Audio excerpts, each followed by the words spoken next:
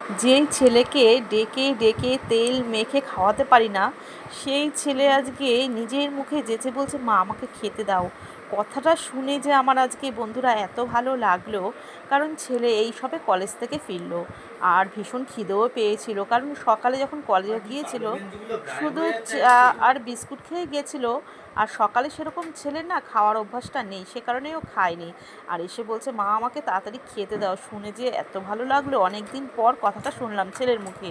আর এরকম দেখো, প্রত্যেক দিনই যদি সব পদ দিয়ে নাও খায়, দুটো একটা পদ দিয়ে অল্প করে খেলেও কিন্তু মনটা শান্তি লাগে, তাই না? রান্নাবান্না কাদের জন্য করা হয়? ওরাই যদি ঠিকঠাক মতো না খাওয়া দাওয়া করে। আর ছেলেকে যা যা আজকে রান্নাবান্না করেছিলাম সবই কিন্তু একটু একটু করে দিয়েছিলাম। ছেলে খেয়েও ছিল, কিন্তু তারপরেও প্রসাদ আবার রেখে গেছে আমার জন্য। তা ভাবলাম আগে ছেলের এই প্রসাদটাই শেষ করে নিই, তারপরেই আমি পরে যদি ভাত নিই তো পরে আবার বেড়ে নিয়ে বসবো। সে কারণেই আগে থেকে আমি আর ভাত নিয়ে বসিনি, যে ছেলের খাবারটাই আগে পরিষ্কার করে নিই। এই দেখো, ছেলের রেখে যাওয়া প্রসাদ।